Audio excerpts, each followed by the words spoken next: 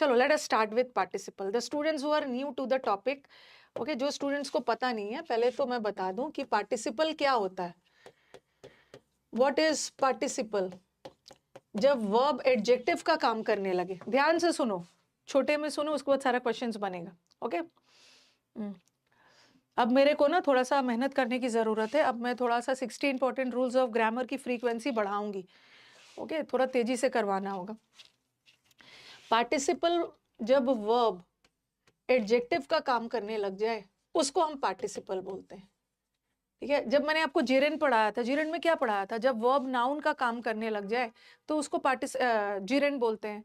जब verb noun का काम करने लग जाए उसको भी हम इन्फिनेटिव भी बोलते हैं। और इन्फिनेटिव और जेरेन में आपको डिफरेंस भी बता दिया।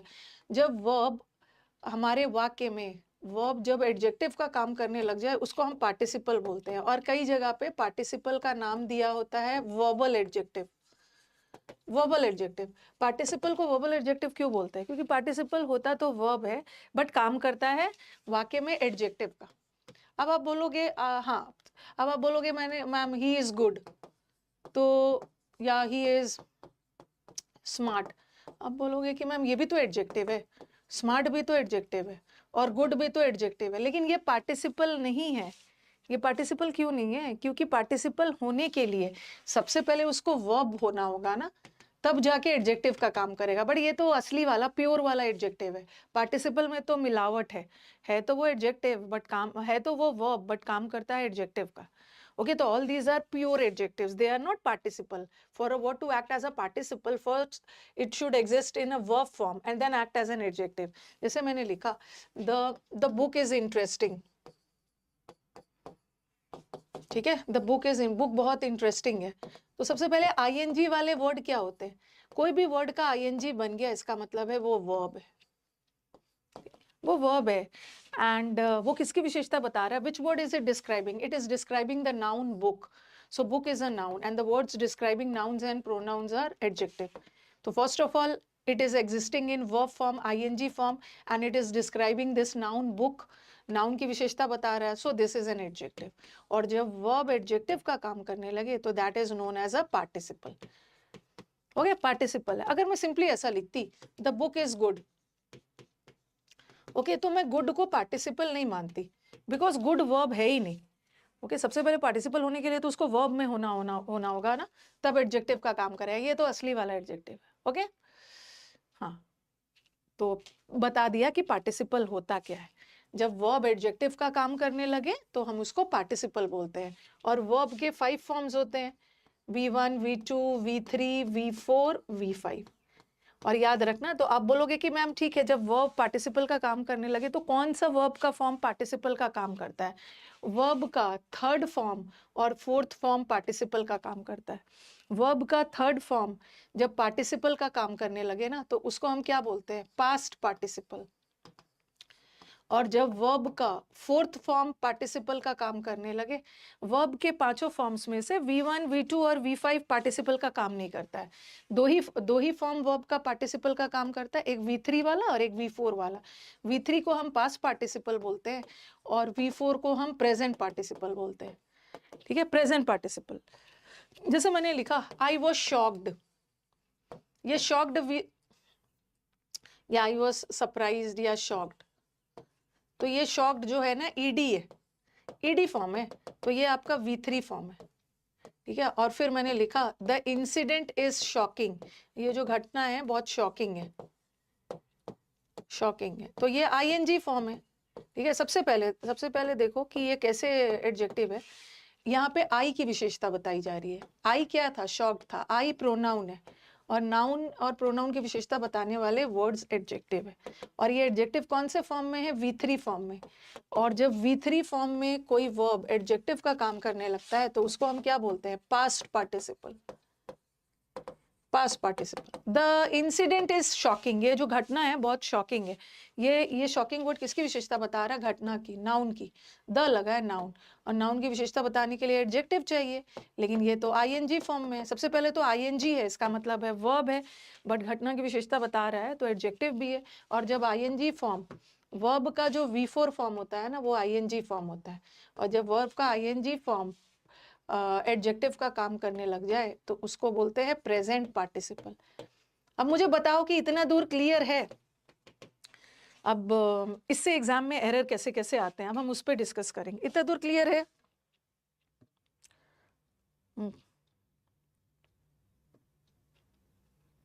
अब तेजी से बढ़ाना है, अपनी तैयारी को और भी तेज करना है। हम लोगों को लगा था कि सितंबर लास्ट में एग्जाम होगा, बट एग्जाम का डेट उन्होंने जल्दी दे दिया।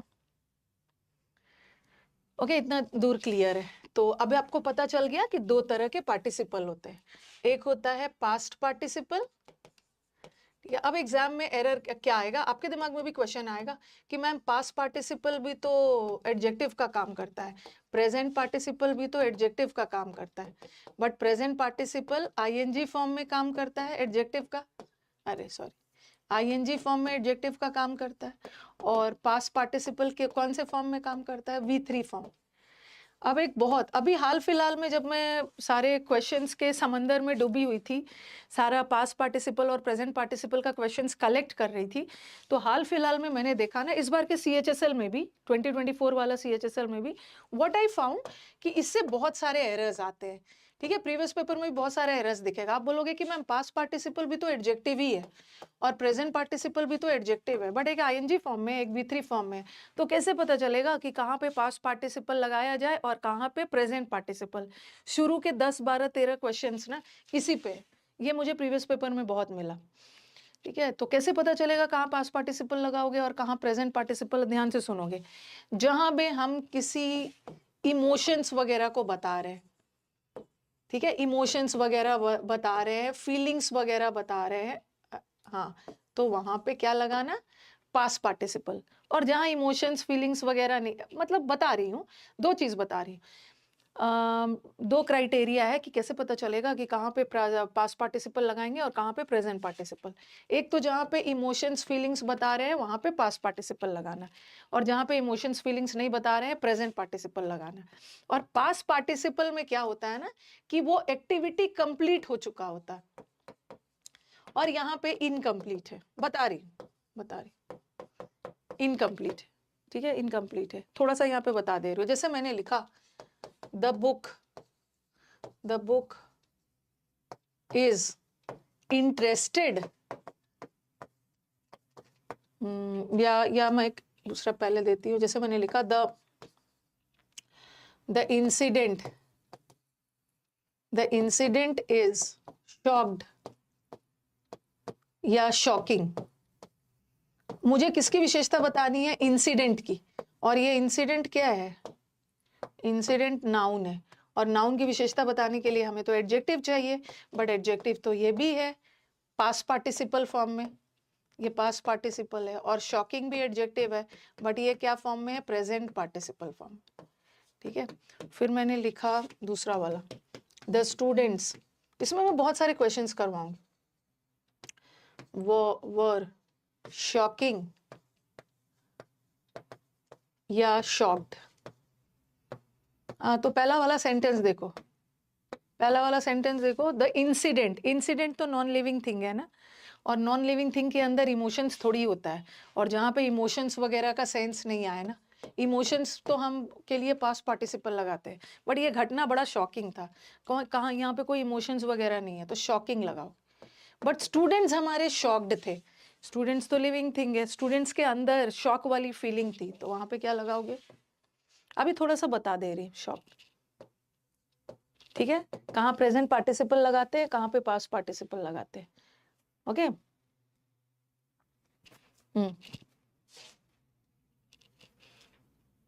ओके, जैसे जैसे मैंने लिख दिया, लिख ही लिया होगा इसको। जैसे मैंने लिखा द मूवी वॉज अम्यूजिंग, बहुत अम्यूजिंग था, एंटरटेनमेंट भरा मूवी था, या अम्यूज्ड। और फिर लिखा मैंने, ये वाला क्वेश्चन इस बार CHSL के लिए में आया था, आई वॉज वेरी अम्यूजिंग या अम्यूज्ड।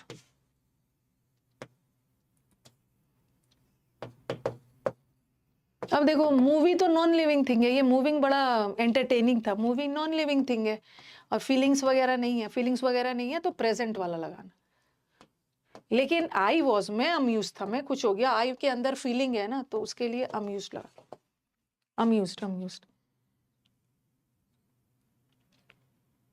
ठीक है, हाँ इतना दूर क्लियर है। फिर मैं थोड़ा इनकम्प्लीट और कंप्लीट एक्शन वाला भी बता रही हूँ। इतना दूर क्लियर है? अरे हुए हुए का सेंस आए वो तो बाद में करें।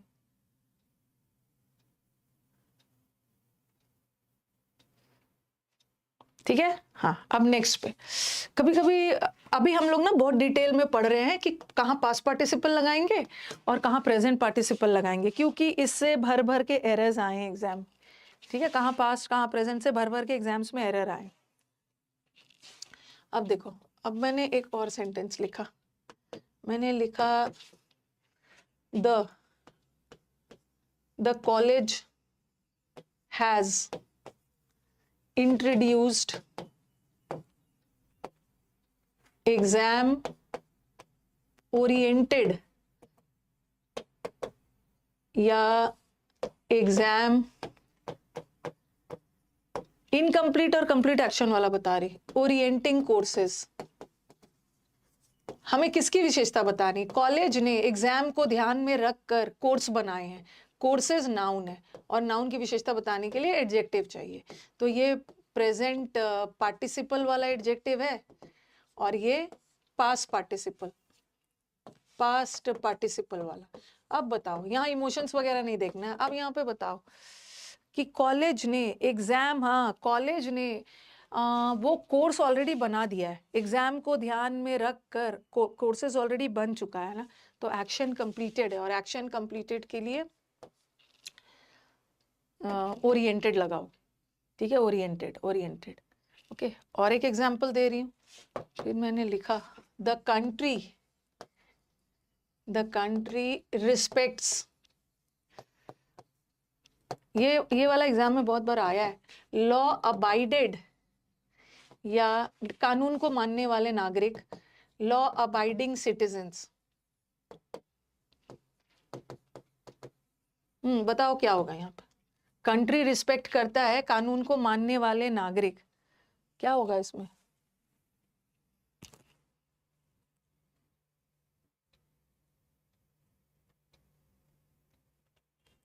हाँ, ऐसा नहीं है कि वो कानून को मान चुके हैं, कानून को मानने वाले नागरिक, ऐसा नहीं है कि एक्शन इनकम्प्लीट कंप्लीट हो चुका, अभी भी वो मानते हैं, अभी भी मान रहे हैं, तो लॉ अबाइडिंग।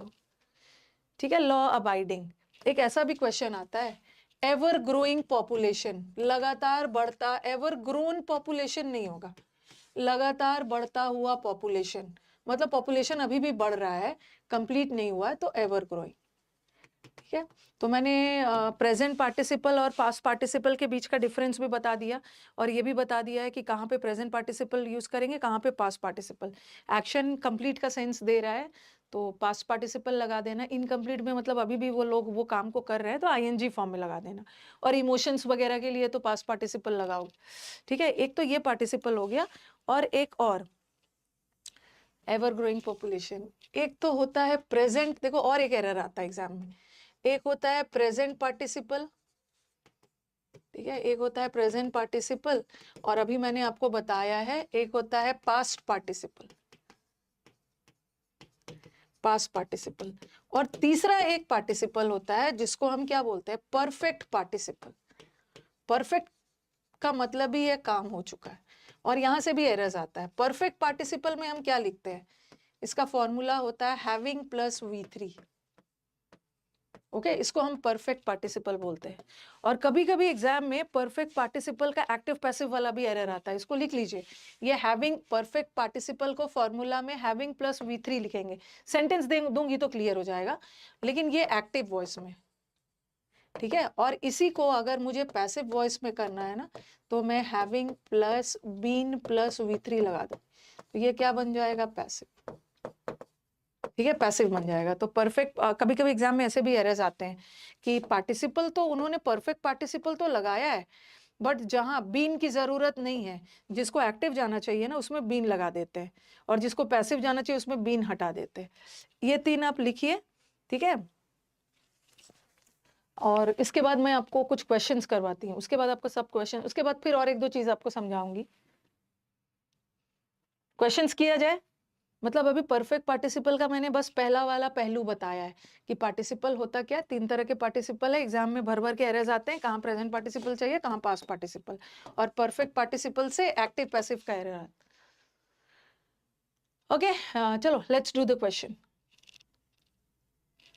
और भी मैं अभी बहुत सारा चीज समझाऊंगी और पार्टिसिपल का। अब देखो ये क्वेश्चन है, रश ये मुझे लग रहा है ना CHSL का है, 2024 का, 2024 का। Rashmi was quite amusing when she heard about what had happened.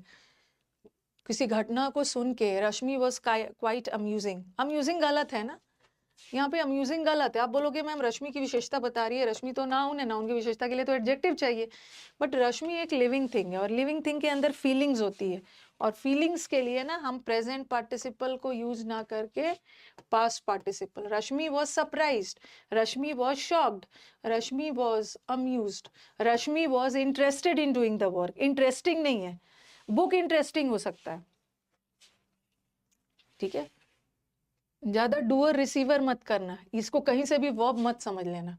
Ma'am is M R के बाद तो थर्ड फॉर्म आ गया है, तो सेंटेंस पैसिव जाना चाहिए ना, कहाँ से ये पैसिव चला जाएगा। कभी कभी सेंटेंस में इज एम आर के बाद जो थर्ड फॉर्म आता है वो वर्ब नहीं होता है, वो एडजेक्टिव होता है। और रश्मि खुद ही अम्यूज थी, तो सेंटेंस एक्टिव में जा रहा है, इस थर्ड फॉर्म को गलती से भी वर्ब मत मान लेना, है adjective. There are just too few trains for the ever grow number of passengers in the city. इस शहर में लगातार जो नंबर ऑफ पैसेंजर्स बढ़ रहे हैं ना, उनके लिए बड़ा कम ट्रेन है।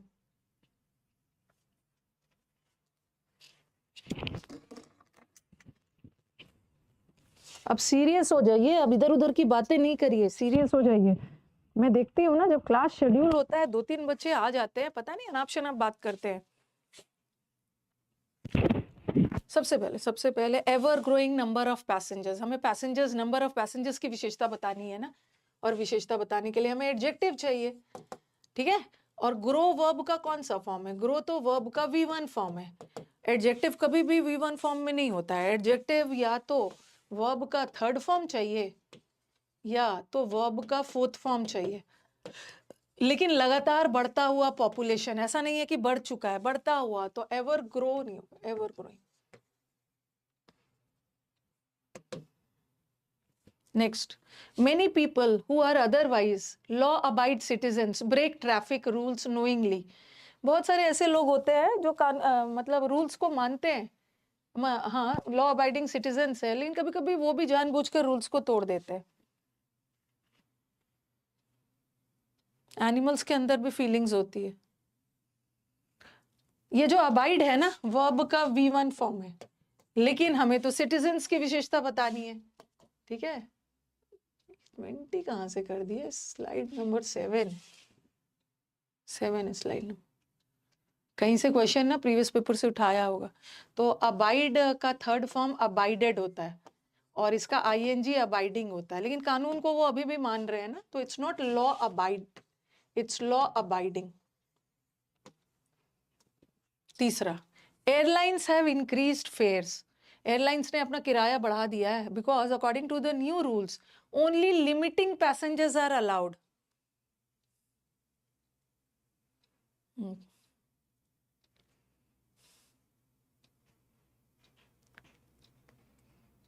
लिमिटिंग नहीं होगा, मतलब पैसेंजर्स को ना ऑलरेडी लिमिट कर दिया गया है, पैसेंजर्स को पहले से ही लिमिट कर दिया गया कि इतने लोग ही एरोप्लेन पे चढ़ेंगे, पैसेंजर्स फ्लाई करेंगे, तो काम हो चुका है ना, कंप्लीटेड एक्शन है, लिमिटिंग नहीं होगा, लिमिटेड। V3 आया, देखो कितने सारे एरर्स आए। Combine effects of growing population, rising incomes and expanding cities will see the demand rising exponentially.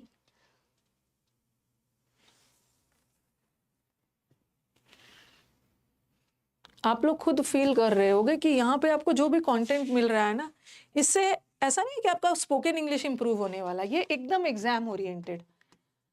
पढ़ने का तो ग्रामर बहुत लेंदी है, पढ़ते रहो, बट ग्रामर के समंदर में से वो सब पॉइंट्स निकालना है ना जो एग्जाम में आता है। ये उन जो स्टूडेंट्स ऑलरेडी प्रीवियस पेपर बनाते हैं ना, उनको पता चल रहा होगा कि एकदम एग्जाम वाले सेंटेंसेस ही। कंबाइन इफेक्ट्स नहीं होगा। इफेक्ट्स क्या है?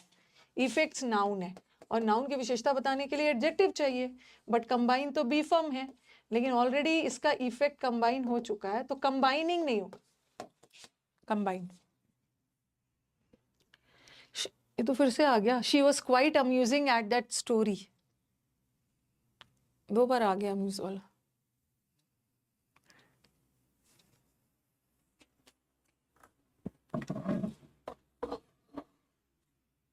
शी वॉज क्वाइट अम्यूजिंग नहीं होगा। और ना मेरे पर छोड़ दो, मेरे को क्या करना है। जो लोग मुझे फॉलो कर रहे हैं वो तो आप जानते ही हैं कि जो प्रॉमिस किया है वो करवा ही देंगी। आप लोग अपने पे वर्क करो, मैं तो अपना काम 60 रूल्स टाइम से खत्म करवा दूंगी। लेकिन आप देखो, सिर्फ मैथ्स ही नहीं पढ़ना है, सॉरी इंग्लिश ही नहीं पढ़ना है, मैथ्स भी पढ़ना है, जीएस भी पढ़ना है, रीजनिंग भी पढ़ना है। आप अपना रफ्तार बढ़ाइए।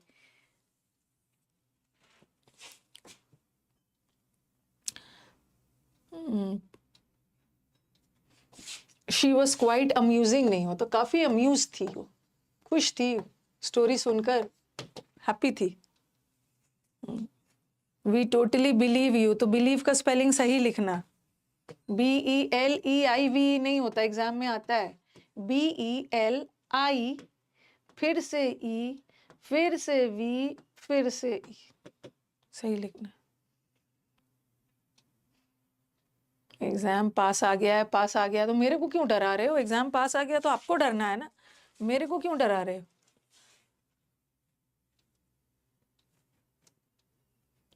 ये आपका 2017 का क्वेश्चन है, ओके 2017 के मेंस का है। The aroma of the invigorate morning cup of T. Invigorate मतलब ताजगी देती हुई चाय, सुबह की ताजगी देती हुई चाय आ रहा है, and he is feeling very energetic.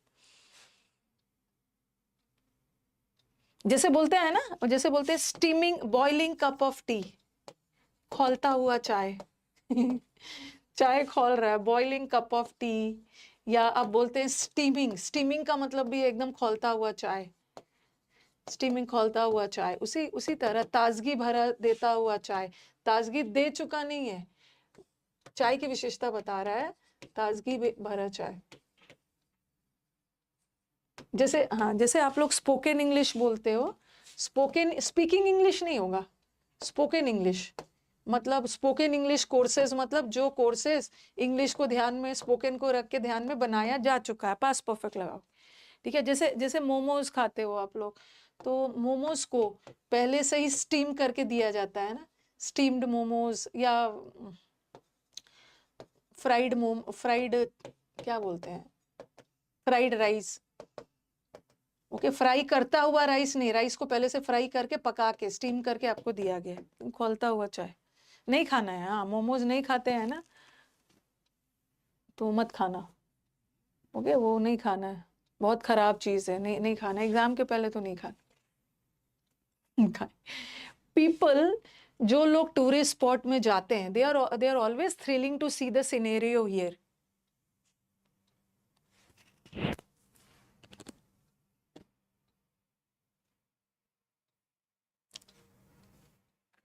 Visit नहीं, पीपल हु इंटेंड, जो लोग इंटेंड करते हैं, जिनका इरादा है कि हम लोग टूरिस्ट स्पॉट जाएंगे, आर ऑलवेज थ्रिलिंग नहीं होता है, पीपल आर थ्रिलिंग थोड़ी होगा, इमोशंस बता रहे, पीपल आर थ्रिलिंग नहीं होगा। मूवी थ्रिलिंग हो सकती है, बट यहाँ इमोशंस की बात हो रही है ना, तो पीपल आर थ्रिल्ड, थ्रिल्ड। देखो कितना सारा क्वेश्चंस निकल के मिल गया। Only well thrive people have their से। हाँ ये बड़ा अच्छा क्वेश्चन है। ये क्वेश्चन जब आपके पास आएगा ना, आप क्या करोगे कि मैम हैव के साथ तो वर्ब का थर्ड फॉर्म लगता है, सेड लगा दो और अपना नंबर भी +1 +2 जोड़ दोगे। अरे हैव के साथ तो थर्ड फॉर्म आता है, एरर इसमें लगा दोगे। लेकिन यहाँ पे से वर्ब नहीं है, ये देखो देर क्या है, देर पोजेसिव एडजेक्टिव है, और पोजेसिव एडजेक्टिव के बाद नाउन आता है, ठीक है। तो यहाँ का से नाउन है, इसका V3 मत कर देना, जैसे दे हैव अ से इन पॉलिटिक्स, मतलब इनका पॉलिटिक्स में बोलबाला है, ओके, डोमिनेट करते हैं। तो यहाँ पे तो सब सही है। अब देखो, जो लोग वेल थ्राइविंग होते हैं, फूलने फलने वाले लोग, जो प्रॉस्परस रिच लोग ही पॉलिटिक्स में दबदबा है उनका, तो ये नाउन है। नाउन की विशेषता बताने के लिए एडजेक्टिव चाहिए ना, बट थ्राइव तो ना आईएनजी है ना V3 है। फूलने फलने वाले लोग, रिच लोग, फूल फल चुके नहीं है, वेल थ्राइविंग पीपल, थ्राइव्ड नहीं होगा। जो लोग रिच हैं, प्रॉस्पर कर रहे हैं, वही लोग पॉलिटिक्स में हिस्सा लेते हैं।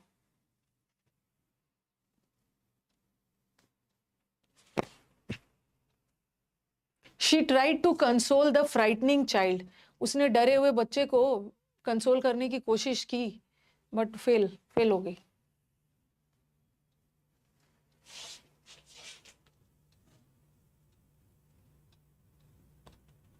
थ्राइव्ड नहीं होगा, वेल थ्राइविंग, फूलने फलने वाले।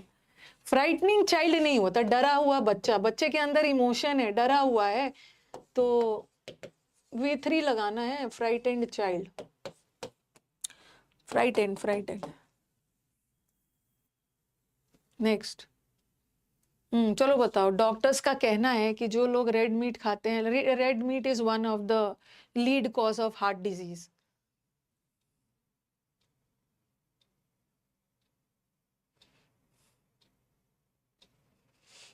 सबसे पहले कॉज क्या है यहाँ पे? यहाँ पे कॉज नाउन है, कारण। वैसे कॉज वर्ब भी होता है, यहाँ का वर्ब ये है, एक तो से वर्ब है रेड मीट, और ये वर्ब है वन ऑफ, ठीक है। वन ऑफ के यहाँ पे बहुत सारे एरर है। वन ऑफ के साथ नाउन तो प्लूरल आता है, तो सबसे पहले तो यही है, वन ऑफ कॉजेज होगा, ठीक है। यहाँ पे भर भर के एरर है, लेकिन सब एरर यहीं पे है। और कैसा कारण? लीडिंग कॉज का मतलब है मेन कॉज। कॉज नाउन है, और नाउन की विशेषता बताने के लिए एडजेक्टिव चाहिए ना, तो अभी भी ये मीट हार्ट डिजीज का कारण है, तो यहाँ पे लीडिंग भी लगाओगे, और वन ऑफ के साथ नाउन प्लूरल भी लगाओगे, और यहाँ पे अ नहीं लगेगा, द। कोई खास कॉज बता रहा है ना, वन ऑफ मतलब मेन कारण हार्ट डिजीज का क्या है? ईटिंग रेड मीट, ठीक है, तो द भी लगाओ, द बार बार कह रहे हो, one of, a leading causes नहीं है, द। वन ऑफ के बाद जो भी नाउन प्रोनाउन आएगा ना, वन ऑफ के बाद किसी खास के बारे में बोल रहे हैं ना, तो अ नहीं लगाओ। जैसे ऐसे थोड़ी बोलोगे one of a boy, one of boys, गलत है। वन ऑफ द बॉयज, किसी खास के बारे में बता रहे हैं। हाँ, ये भी मुझे लग रहा है ना, ये भी मुझे लग रहा है कि आपका 2017 या 18 के पेपर का है। The telecom sector is the backbone to the digital India vision and it deserves, telecom sector deserve करता है कि उसको एक रेगुलेटरी एनवायरनमेंट मिले। तो एनवायरनमेंट तो नाउन है, और नाउन की विशेषता बताने के लिए हमें एडजेक्टिव चाहिए। वर्ब का थर्ड फॉर्म एडजेक्टिव का काम करता है, या तो वर्ब का फोर्थ फॉर्म। बट जो अनेबल है ना, ये तो V1 है, ये तो हमारे ऑप्शन से ही हट गया, ठीक है। और एबल नहीं होगा। अनेबल, देखो अनेबल का मतलब होता है ना, कोई भी चीज को सुविधाजनक, आसानी से होने देना, और योग्य आपकी क्षमता बताता है, योग्य आपकी एबिलिटी या कैपेसिटी बताता है। तो यहाँ ये सेंस नहीं आ रहा है। किसी पर्सन के लिए हम एबल है मतलब उसके अंदर ये क्षमता है, कैपेसिटी है, बट हम किसी पर्सन की बात नहीं कर रहे हैं ना, टेलीकॉम सेक्टर की बात कर रहे हैं, तो कुछ के दिमाग में एबल भी आए, ये भी नहीं होगा। अब देखो अनेबल्ड V3 है, पास्ट पार्टिसिपल है, एनवायरनमेंट की विशेषता बता रहा है, पास्ट पार्टिसिपल है, और ये क्या है? प्रेजेंट पार्टिसिपल है। अब ये क्वेश्चन थोड़ा सा कंफ्यूज करने वाला है, देखो क्या होगा। हाँ,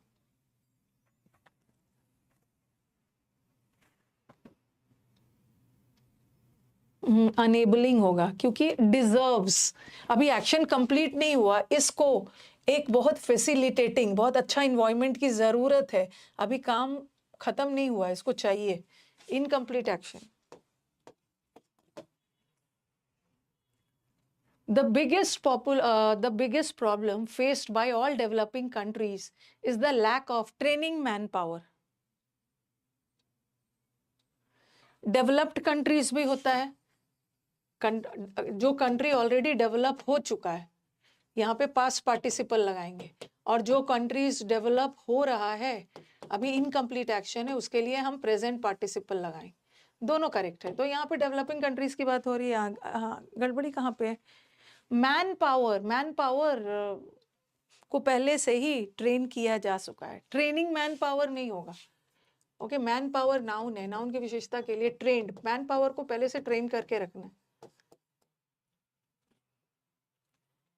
हाँ, ये तो बना लोगे। देखो कितने सारे क्वेश्चंस मैं एक ही टॉपिक पे लेके आई हूँ, एक ही रूल जो अभी तक आपको पढ़ाया है। The university has introduced exam Orient courses in the colleges, ये तो कर लोगे। सेशंस अच्छे लगे तो लाइक भी कर देना।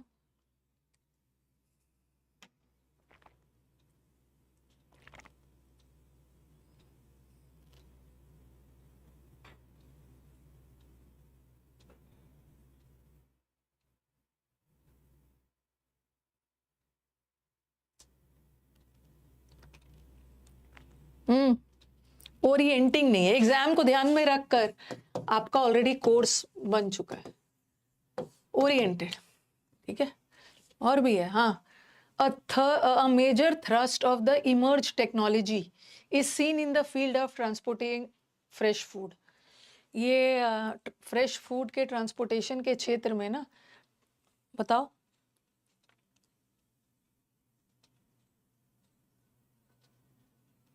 इमर्ज ने सबसे पहले ये तो ध्यान लगाओ, टेक्नोलॉजी नाउन है और नाउन की विशेषता बताने के लिए एडजेक्टिव चाहिए, बट इमर्ज एडजेक्टिव के लिए या तो V3 चाहिए या तो V4 चाहिए, बट इमर्ज तो ना V3 है ना V4। बढ़ता हुआ टेक्नोलॉजी, ग्रोइंग टेक्नोलॉजी मतलब इमर्जिंग टेक्नोलॉजी।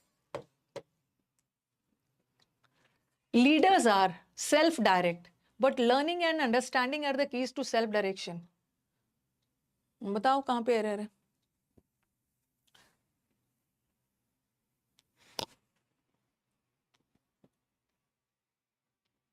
कितना मेहनत करवाते हो मेरे से। मैं जितना मेहनत, अपनी तारीफ खुद करती हूँ, मैं जितना मेहनत करती हूँ ना, अगर आप उसका 80% भी कर लोगे ना तो आपका सिलेक्शन हो जाए। करते ही नहीं हो, सिर्फ मेरे से करवाते हो। लीडर सेल्फ डायरेक्टेड होते हैं, डायरेक्ट नहीं होते हैं। इमोशंस की बात हो रही है, सेल्फ डायरेक्टेड, तो पास्ट पार्टिसिपल लगा, पास्ट पार्टिसिपल। 17th का आंसर क्या है? 17th का आंसर लिख दिया ना, ट्रेनिंग मैन पावर नहीं होगा, ट्रेंड मैन पावर, ट्रेंड। तो अभी तक हम क्या कर रहे हैं, इतने सारे क्वेश्चंस आए कि कहाँ पास्ट पार्टिसिपल होगा और कहाँ पे प्रेजेंट पार्टिसिपल, उसी पे वर्क कर रहे हैं। अपनी नींद मुझे दे दो, मुझे बहुत कम नींद आती है। The policeman went away, policeman वहां से निकल गया। ओके, दिख तो रहा था कि वो कन्विंस था, but he did not feel safe at all. Policeman वहां से चला गया, देखने में तो कन्विंस लग रहा था, मतलब उसको लग रहा था कि वो सेटिस्फाइड है। पुलिसमैन वो कन्विंसिंग नहीं था ना, पुलिसमैन क्या होके गया? फीलिंग्स की बात हो रही है, कन्विंस वाली, कन्विंस्ड, कन्विंस्ड। हाँ, पहले पहले मुझे बताओ कि इतना दूर क्लियर हो गया? इतने सारे क्वेश्चंस किए अभी तक, तो आपको क्लियर हो गया है ना? यही एरर आता है एग्जाम में, कहाँ पे प्रेजेंट पार्टिसिपल लगेगा, कहाँ पे पास्ट पार्टिसिपल लगेगा। क्लियर है? आगे बढ़े आप। अब हम चलो परफेक्ट पार्टिसिपल पे चलते हैं। इतना दूर तो क्लियर है, कहाँ प्रेजेंट लगाना, कहाँ पास्ट लगाना। अब आ गया हमारा परफेक्ट पार्टिसिपल। हैविंग लर्न माई लेसन्स, लेसन्स लर्न करने के बाद I was very careful in dealing with him in front of his roommate. हाँ, तो परफेक्ट हैविंग के साथ वर्ब का थर्ड फॉर्म आएगा। ये लर्नड भी लगा सकते हो और ये भी वर्ब का थर्ड फॉर्म होता है, दोनों को हम as a third form use कर लेते हैं, बट कभी कभी लर्नेड एडजेक्टिव की तरह भी काम कर जाता है। ठीक है, तो यहाँ पे पार्टिसिपल का एरर है। ओके, लेसन्स को लर्न करने के बाद और हैविंग के साथ वर्ब का थर्ड फॉर्म लगाना। आपको परफेक्ट पार्टिसिपल में बताया है ना, हैविंग के साथ V3 एक्टिव वॉइस में, क्योंकि लेसन तो वो खुद लर्न कर रहा है। ठीक है, और पैसिव में ऐसा आता है, having plus been plus V3। ठीक है, कभी कभी एग्जाम में ऐसा भी कर देंगे, ऐसा लगा देते, having been learned the lesson. अब ये गलत है। अब आपके दिमाग में आएगा कि मैम हैविंग के साथ तो V3 लगता ही है, V3 लगाया ही है, लेकिन ये सेंटेंस गलत है। लेसन को लर्न करने के बाद, ओके, तो किसी व्यक्ति ने लेसन को लर्न किया है ना, तो इसको पैसिव नहीं जाना चाहिए, सॉरी बीन हटा देना। ठीक है, एक्टिव पैसिव वाला भी थोड़ा रखना।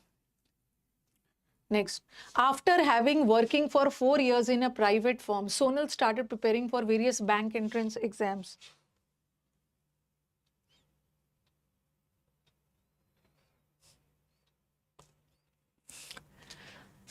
आफ्टर हैविंग वर्किंग नहीं होगा, हैविंग के साथ V3 और सेंटेंस एक्टिव ही रखेंगे क्योंकि व्यक्ति ने खुद ही काम किया है बैंक में। फिर इसका भी क्वेश्चन है, हैविंग पे हर एडमिशन फी, अपने एडमिशन फी को पे करने के बाद मिली was excited to attend the classes. Having के साथ वर्ब का थर्ड फॉर्म, एक ये वाला एरर भी भर के मिला exam. Third, she rose having sleep peacefully, clothed out of fear that a demon would attack her in her sleep. उसको डर लग रहा था कि स्लीप में उसको राक्षस अटैक करेगा, डेमन। इतना पीटूंगी ना, जो पेड कर रहा है, ये पेड का स्पेलिंग होता है, ये होगा, हैविंग स्लीप नहीं होगा। हैविंग के साथ वर्ब का third form, slept. Next, having been finished his homework, अपना होमवर्क खत्म करने के बाद सोनू चला गया अपने दोस्तों के साथ खेलने। अब बताओ यहाँ पे क्या एरर है? यहाँ पे चलो हैविंग के साथ तो V3 लगाया है, ओके, V3 लगाया है, बट एरर कुछ और है। यहाँ पे सेंटेंस को परफेक्ट का पैसिव जा रहा है ना, having plus been plus V3 लगा के, पैसिव नहीं जाना चाहिए। होमवर्क तो उस व्यक्ति ने खुद किया, तो इसको एक्टिव ले जाओ, और एक्टिव लगाने के लिए इसमें से बीन हटा दो, हैविंग फिनिश्ड।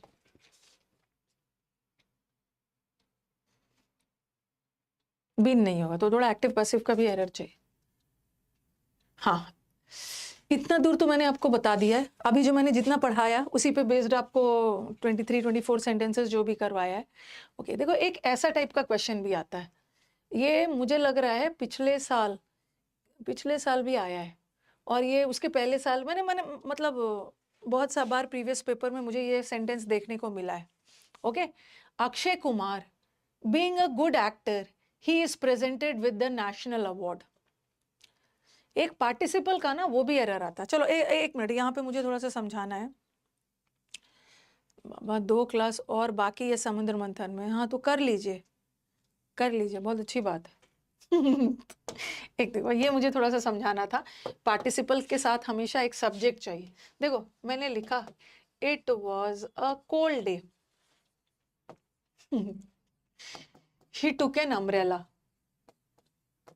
इस सेंटेंस में 2 चीजों का जिक्र है, एक तो दिन का कोल्ड, नहीं it was a cold day नहीं लिखो, कोल्ड डे नहीं लिखो, रेनी डे लिखो। बारिश वाला दिन था तो उसने अम्ब्रेला लिया, ठीक है, उसने अम्ब्रेला लिया।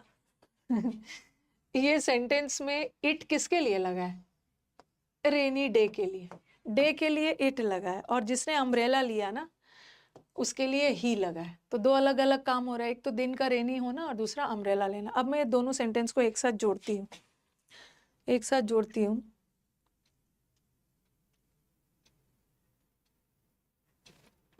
being a rainy day, चूंकि उस दिन रेनी था तो ही ने अम्ब्रेला लिया। देखो अब ये सेंटेंस रॉन्ग है, पार्टिसिपल का ऐसा वाला एरर भी आता है। ओके, सब्जेक्ट चाहिए। इस सेंटेंस में 2 काम हो रहा है ना। देखो अभी ये सेंटेंस रॉन्ग है इसलिए क्योंकि ऐसा लग रहा है ना, ही मैंने कॉमन ले लिया, मैंने ही को कॉमन ले लिया। मैं कॉमन तब लेती ना जब दोनों बातें एक ही व्यक्ति के लिए होता। जैसे मैंने लिखा being ill he couldn't do the work, मैंने ही को कॉमन ले लिया क्योंकि दोनों बातें ही के लिए बोली जा रही है। ही बीमार था और ही काम को नहीं कर पाया, तो दोनों बातें ही के लिए बोली जा रही है, तो एक ही कॉमन ले सकते हैं। बट ही बीमार था और ही ने काम नहीं किया, बट यहाँ मैं कॉमन नहीं ले सकती हूँ, क्योंकि रेनी डे के लिए मैं ही थोड़ी लगा सकती हूँ। अभी सेंटेंस का मतलब क्या जा रहा है, चूंकि ही रेनी डे था इसलिए ही ने अम्ब्रेला लिया। ही रेनी डे थोड़ी था, अम्ब्रेला ही ने लिया, बट रेनी तो वो दिन था, तो यहाँ अलग इट लगाएंगे। तो we will take two different subjects, okay, on the condition when we speak about two different things. यहाँ दिन का रेनी होना, उसके लिए इट लगाना है, और ही ने अम्ब्रेला लिया। अगर मैं इट नहीं लगाती ना तो सेंटेंस का सेंस जाता है ही रेनी डे था और ही ने अम्ब्रेला ली, बट यहाँ ही बीमार थे और ही ने ही लिया। ओके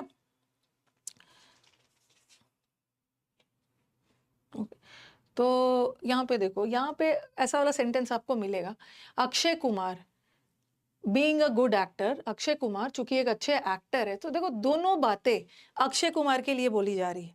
ओके दोनों बातें उन्हीं के लिए बोली जा रही है, तो दो बार ही लगाने की मतलब यहाँ पे ऑलरेडी नाउन लग गया है, ठीक है, नाउन लग गया है, तो फिर से दोनों बातें उसी के लिए बोली जा रही है। ही गुड एक्टर है और ही कोई, तो यहाँ से ही हटा। Akshay Kumar being a good actor is presented with the national award. अब कुछ बच्चों के दिमाग में ये भी आएगा, मैम ऐसा भी तो कर सकते हैं कि अक्षय कुमार को ही हटा देते हैं, ऐसा करते हैं, being a good actor he is presented with the national award. देखो जब नाउन और प्रोनाउन आ गया तो हम नाउन को नहीं हटा सकते हैं, ठीक है, नाउन को कैसे हटा दोगे, प्रोनाउन, क्योंकि हमने ही में तो कोई भी हो सकता है, बट हमें तो अक्षय कुमार के बारे में बताना है, नाउन के बदले ही तो प्रोनाउन आता है, और दोनों बातें जब एक ही के लिए बोली जा रही है तो हम अपना नाउन को रखेंगे, ठीक है, प्रोनाउन हटा देंगे, इसको हटा देंगे। अगर मैं अक्षय कुमार हटा देती हूँ तो ही पता नहीं किसी के लिए होगा, बट यहाँ आपको स्पेसिफाई करना अक्षय कुमार के लिए बोला है। पता कैसे चलेगा कि अक्षय कुमार को ही बोला है, यहाँ तो ही में हमारे स्टूडेंट भी हो सकते हैं, संजीव कुमार, आनंद, देव सिंह, इसमें से कोई भी नेशनल अवार्ड वाला हो सकता है।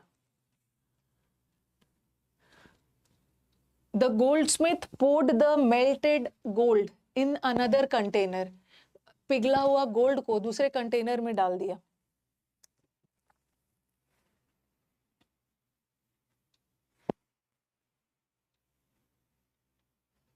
मेल्टेड नहीं होगा, मेल्टेड एडजेक्टिव होता है, गोल्ड नाउन है, और नाउन की विशेषता बताने के लिए एडजेक्टिव चाहिए। आपको याद होगा जब मैंने आपको वर्ब चैप्टर पढ़ाया था, कुछ ऐसे वर्ब्स होते हैं जिसका थर्ड फॉर्म होता है, मेल्टेड वर्ब है और हमें तो एडजेक्टिव चाहिए, तो मॉल्टेन, मॉल्टेन इज पिघला हुआ।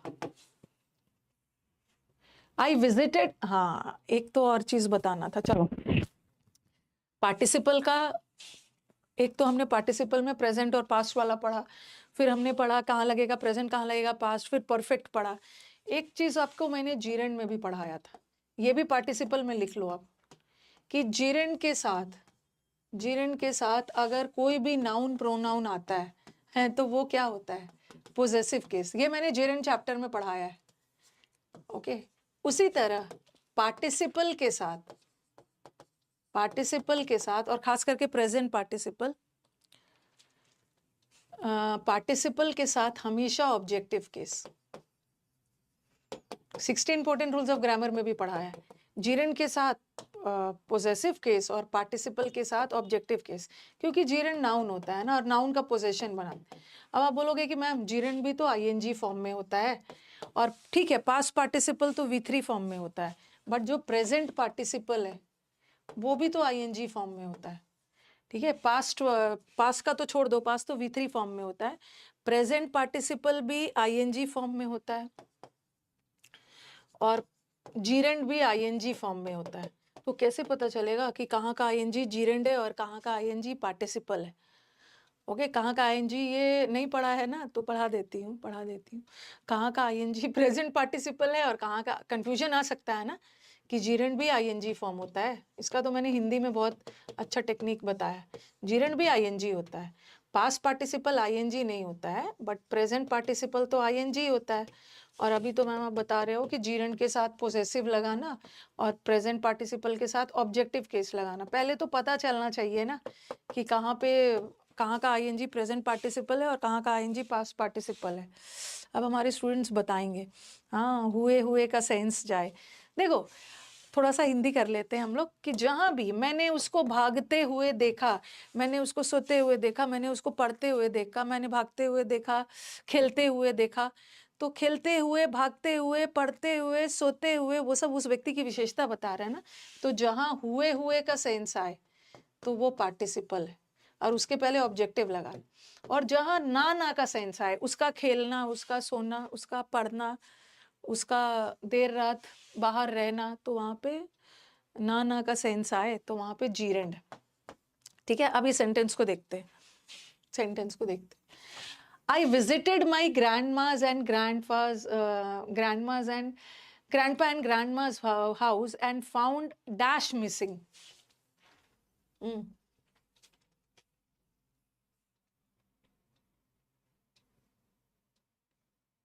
मैं विशेषता बता रही है ना, ये जो ग्रैंडमा और ग्रैंडपा मिसिंग थे, गायब थे, मिसिंग थे, तो ये हो गया आपका प्रेजेंट पार्टिसिपल। और प्रेजेंट पार्टिसिपल के साथ मैंने ग्रैंडमा और ग्रैंडपा को मिसिंग पाया। कैसा पाया? मिसिंग, गायब। देखो, missing, missing.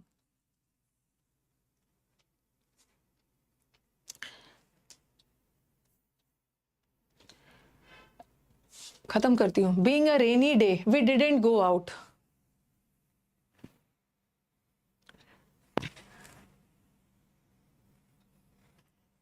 Being a rainy day, अभी मतलब क्या जा रहा है? चूंकि हम रेनी डे थे इसलिए हम बाहर नहीं जा पाए। हम रेनी डे थोड़ी थे, हम बाहर नहीं जा पाए, बट दिन तो रेनी था।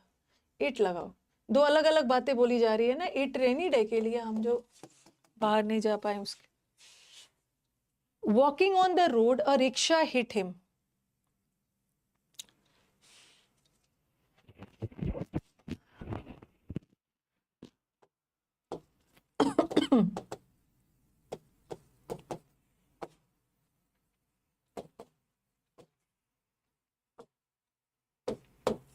इसको मैं पैसिव बना रही, रिक्शा।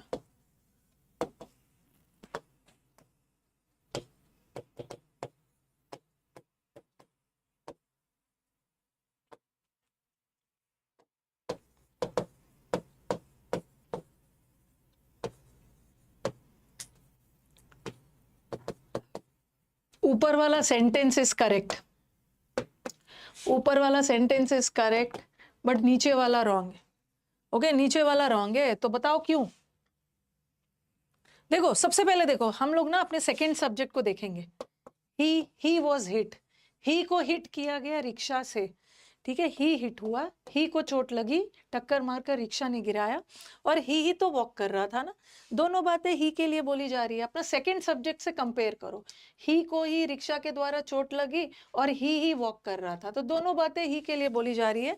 तो दो बार ही लगाने की जरूरत नहीं है, हम एक ही से काम चला सकते हैं, क्योंकि दोनों बातें एक ही के लिए बोली जा रही है। बट नीचे वाला देखो, walking on the road a rickshaw hit him. Rickshaw ने हिट किया। क्या रिक्शा वॉक कर रहा था रोड पे? रोड पे रिक्शा थोड़ी वॉक कर रहा था, वॉक तो कोई व्यक्ति कर रहा था और रिक्शा ने टक्कर मारा। तो आप ऐसा लगा सकते हो, while he was walking. He she कुछ भी लगा देना, while he was walking. Walk कोई और कर रहा था, हिट रिक्शा ने किया, बट यहाँ वॉक भी वही कर रहा था और ही को ही रिक्शा के द्वारा हिट किया। तो समुद्र मंथन कैसे करे, पढ़ पढ़ के करना है। यहाँ पे वाइल ही वॉज वॉकिंग।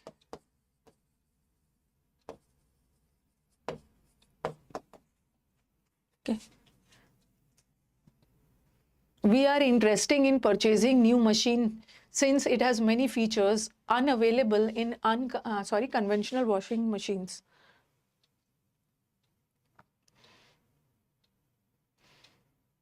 इसके अलावा ना ढूंढते रह जाओगे, पार्टिसिपल का कोई दूसरा एरर नहीं आएगा। इतना ही करके चले जाओ, काम हो जाएगा। एक तो पता नहीं क्यों गुस्सा है और किससे गुस्सा है। सेशंस को लाइक भी करना है।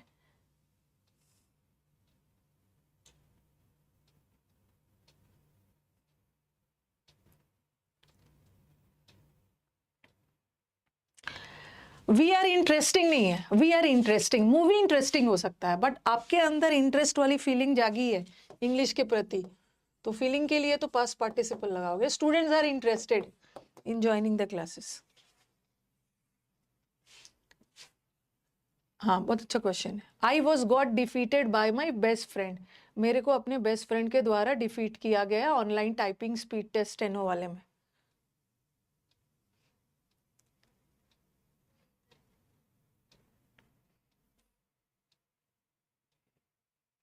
देखो ये जो गॉट वर्ड है ना, मैंने आपको याद होगा जब मैंने आपको कॉजेटिव वर्ब करवाया था, तो गेट या गॉट वर्ड, मुझे किसी के द्वारा हराया गया, गेट और गॉट वर्ड हमेशा अपने साथ V3 लेता है। आई गॉट डिफीटेड, आई गॉट डिफीटेड मेरे को किसी के द्वारा हराया गया, ये ऑलरेडी पैसिव है। और आई वॉज डिफीटेड ये भी पैसिव है, ठीक है। आई वॉज डिफीटेड मतलब मेरे को भी किसी के द्वारा हराया गया, और यहाँ पे भी I got defeated, got word as a positive अपने साथ जब V3 लेता है तो वो पैसिव वॉइस, और ये भी पैसिव। तो दोनों एक साथ नहीं लगाएंगे, ये सुपरफ्लुअस हो जाएगा, सुपरफ्लुअस। दोनों में से कोई एक लगाओ, आई वॉज डिफीटेड लगाओ या आई गॉट डिफीटेड, कोई भी एक लगाओ, दोनों नहीं लगा, ठीक है। The parents scolded the child for having broke the window but their words fell on def years, parents ने डांटा बच्चे को, विंडो तोड़ दिया था बट बच्चे पे कोई फर्क ही नहीं पड़ा। अंडरग्राउंड हो जाना है, हाँ। सिर्फ टीचर यूट्यूब पे दिखने चाहिए, बच्चा अंडरग्राउंड रहेगा।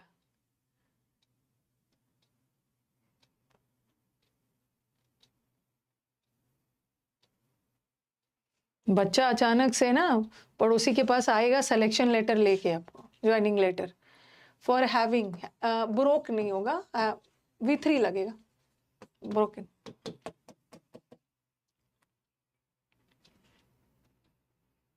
Children visiting the park are amused by the monkeys play in the cages, जो बच्चे पार्क जाते हैं ना बहुत खुश होते हैं, अम्यूज तो सही है ना, बच्चे खुश होते हैं मंकीज को खेलते हुए देखकर, पिंजरे में खेलते हुए।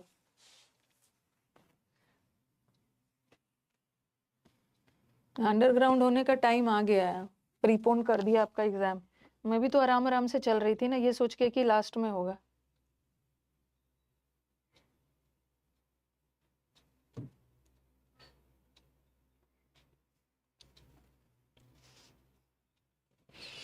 कहाँ पे एरर है? बहुत पीटूंगी, यहाँ पे सही आया है। कभी कभी एग्जाम में ना करेक्ट अम्यूजिंग आता ना, चिल्ड्रेन आर अम्यूजिंग नहीं होगा, चिल्ड्रेन आर अम्यूज्ड होता है। कभी कभी एग्जाम में करेक्ट भी आता है। अब करेक्ट आता है तो उसका मतलब नहीं है कि उसको अम्यूजिंग कर दोगे। मंकीज को खेलते हुए देखकर वो खुश होते हैं, मंकीज को क्या करते हुए, हुए हुए, खेलते हुए, प्रेजेंट पार्टिसिपल, प्रेजेंट पार्टिसिपल लगाना।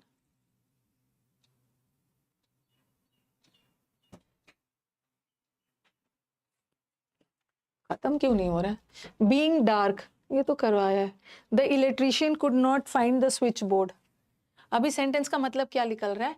चूंकि इलेक्ट्रिशियन लोग डार्क थे इसलिए उनको स्विच बोर्ड नहीं मिल पा रहा था, इलेक्ट्रिशियन डार्क थोड़ी थे।